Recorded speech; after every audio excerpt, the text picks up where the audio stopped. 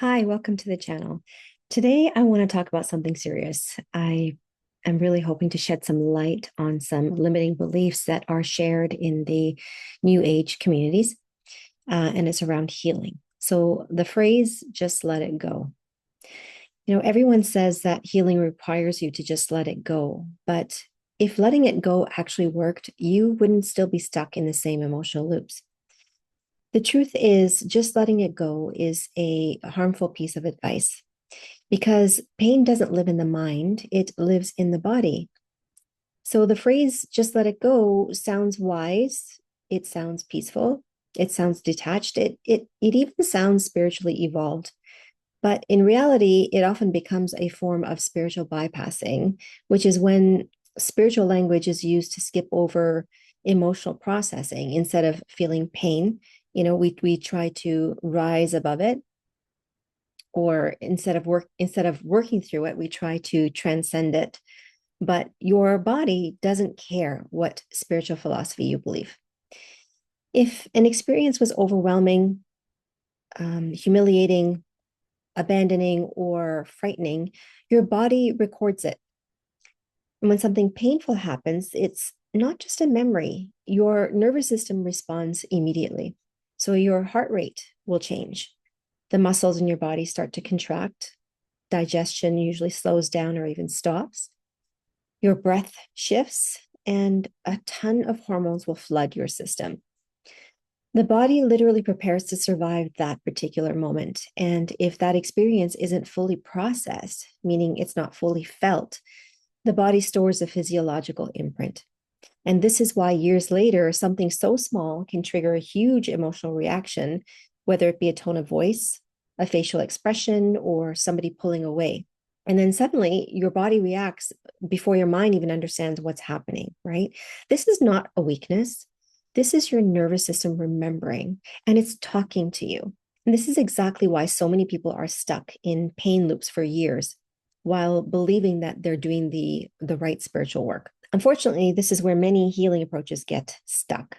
They try to solve a body problem with a mind solution. You can understand your childhood.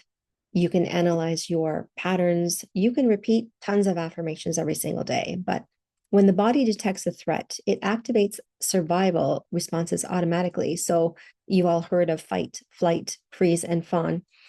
And once the nervous system is activated, the brain actually goes offline. So when someone tells you just let it go, they're literally asking your thinking brain to do something while your body is still in survival mode. It's like trying to reason with a fire alarm, for example. The alarm isn't interested in logic. You can't talk it out of, being activated. It's responding to danger signals. So when people try to let it go prematurely, something else tends to happen. The pain just doesn't disappear. It goes deep underground into the cellular level. And that's when it starts to show up as loops in your life, whether it be emotional loops or relational loops. And then you end up overgiving in relationships. You people please. You shut down emotionally. You overwork to feel worthy. And my favorite one, you attract the same type of people over and over again, right? I know this because I have been there. Okay. And this is not because you're broken. This took me years to figure out. It's not because you're broken. It's because your nervous system is still trying to resolve something that was never completed. You see, real healing isn't about forcing yourself to move on. It's about helping the body finish what it started. And this means allowing emotions to move through the system, regulating the nervous system, releasing stored tension, bringing awareness to the body's signals. And when the body feels safe enough to process the experience, the loop disappears naturally. You don't have to force yourself to let it go. Your system will actually release it on its own, but you have to know how to speak the language of your body in order to get there. So, if you've been told to just let it go and you secretly felt like something was wrong with you because you couldn't, I want you to hear this. You're not failing in healing. You're not broken. You were just given advice that only addresses half of the system. You see, real transformation happens when the mind and the body are included, but also the work is taken to the deepest level when you include the metaphysical aspects. This means tracking the original wound at the cellular level, releasing cords that are associated with outdated soul contracts with people, places, and institutions across all time and space, which means this life, past life, and parallel lives. It also means identifying and dissolving the specific emotions related to the event. What I mean by this is that anger, for example, anger is not just anger. This is usually just a surface level emotion. Looking deeper, anger can really mean hostility, rage, or resentment. And because the body releases very specific hormones related to each emotion, just like tears of sadness are not the same as tears of joy. The composition is even different in the tears. This is, I mean, science has proven this. So knowing the exact emotion lodged in the body is what will cause the dominoes to fall and unfold a deeper healing for you. So because pain isn't just a story in your head, and it is an experience your body is still trying to finish. And when you learn how to work with the body and release the underlying factors, the pain loops finally start to break and your nervous system can finally release its hold. Okay, so if you want to stay with me a little bit longer, I'm going to do an intuitive reading for you that will hopefully give you some insight as to what wounds are still caught in loops for you and why. Here we go. Okay, so what I'm sensing so far is for some people, I think that you might be seeing the situation that you're in black and white. So with black and white thinking, we can tend to be a little bit overreactive, right? So here I've got the Knight of Wands. He kind of just wants to. I actually am not sharing the cards because I read very differently than other readers. So what I feel again is the black and white. When you're just thinking black and white, right and wrong, good and bad, and it makes you overreactive. You want to take action on something, and here you want to actually stab somebody and kind of give it back to them what they gave to you, what they dished out to you, right? It's a certain type of vengeance that you want. You want them to be held accountable for what it is that they did. And then the devil card is showing me that this is the shadow aspect of you that is needing to resolve, needing to come to the surface.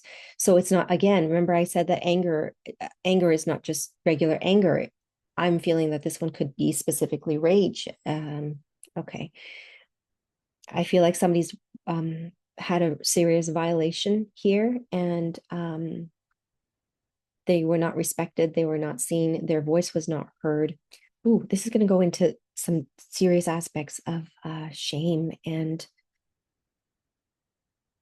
deep sorrow. So deep sorrow. If there's anybody out there who's raging about something that's happened in the past, underneath that, I'm sorry, you're asked to dig a little bit deeper and tap into the shame that you're feeling. A sacred rage ceremony would also be very, very beneficial, but underneath that, start to dig a little bit deeper and address the shame aspects. And I know that it is not fair. And I know that what they did to you was so painful. I know that they've crossed your boundaries and you trusted this person and they broke your heart. And it's a deep violation. I'm really sorry. I was not expecting the reading to go this deep so quickly. Know that you are not alone, that many of us have experienced this type of wounding, this type of experience where you may have wanted to say no, you did say no, or your body was stuck in freeze and you couldn't say no and it happened anyway. Okay, this is specifically for somebody who was stuck in freeze when the incident happened, and you feel a sense of guilt and shame for not standing up for yourself. I really want you to know my guides are telling me that this is not something that you need to carry. Your body responded by going into freeze, and that's how it protected itself, by going into freeze mode. So it's not something that you did or didn't do, but you need to let yourself off the hook for that. Okay? You are not alone. I've been there. Okay. And for other people who might be watching here, maybe it wasn't something as horrific as, having a body violation, but again, you're stuck in the black and white, right and wrong, good and bad. I did this, I did so much, I did this, I did that, I offered this, I offered that, but this person didn't see that. They stabbed me in the back anyway. They treated me poorly. This is wrong. This is wrong after everything that I have done for this person. No, that is being stuck in a little bit of victim mentality, I'm sorry to say, which we all have. God knows I've been in that in years, right? I'm still sometimes in that energy. Um, they're asking for you to be in check in terms of when you do something for somebody, are you doing it for recognition or are you really doing it out of the kindness of your heart? And try to lower the expectations. Okay, so here's where it goes back to the original wound. I'm seeing that you were trying to do something special for your father, or you wanted to be seen for doing something special as a child, but he didn't see you. And you kind of felt that he took it for granted. Maybe it was an art piece that you made for him and you handed it to him, daddy, daddy, this is what I made for you. And he's just like, oh, okay, thanks. And just kind of put it aside and never really, showed more emotion about it. And that kind of crushed your heart a little bit. So going a little bit deeper and healing that wound with the father is going to be very beneficial for you. Okay, surrender the habit of people pleasing. It's right there. Oh, I don't know if you can see that. Okay, that's all right. You just have to trust me. Surrender the habit of people pleasing. So speak your needs and be true to yourself. Focus on your own happiness instead of always trying to make everyone else happy. That kind of goes to what I just said, right? So you're doing this and this for this person. You were going the extra mile and they didn't appreciate it. So are you doing the people pleasing in order for you to feel safe? Do you feel the need to be seen? Do you feel the need to have security with that person? Are you afraid to be on your own? And in some cases, I'm sure that you might have, let me rephrase that. There is a legitimate fear. I would never say that it's not a legitimate fear. And in some cases, maybe the person is only with you because of what you're putting in. The balance is I can feel it. The balance is very, very heavy on your side where you end up doing a lot of the work. You're carrying most of the load. But for other people also, I am seeing and feeling that you might think that you need to carry the extra load, but in fact, you don't. So, what if you just stop doing one or two things for this person? What if you pulled back your energy just by 5 to 10% and see if it actually creates the outcome that you think that it might create if you don't do those things? So it might be kind of like a false fear is what I'm trying to say.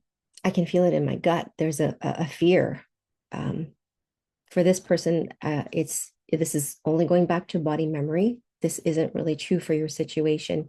It's going back to a memory of where you felt fear that if you didn't do these things for someone, there was a safety issue, or yes, perhaps there were issues between mom and dad, and then dad wanted mom to leave the house, or maybe she wanted to leave on her own, and you felt that if you didn't start pleasing, that you would also be kicked out or have to leave with mom. So there's a fear of rejection there for the same person. Not just a security issue, there's a fear of rejection there. So it's up to you to go a little bit deeper and figure that out. Okay. Oh, interesting.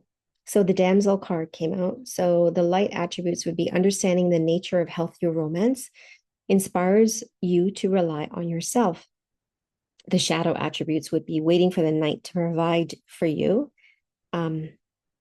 Seduction by romantic illusion. So this kind of goes with exactly what I've been saying. So waiting for somebody else to provide for you, or relying on somebody else for stability and security. And this is why you're in that people pleasing and overgiving mode. That's why you're looping in that. And then feeling unappreciated, not seen, and always feeling like you are carrying, the heavier part of the load. It's going to be a short reading. Let's just see if there's anything else that wants to come through. Overly exerting yourself.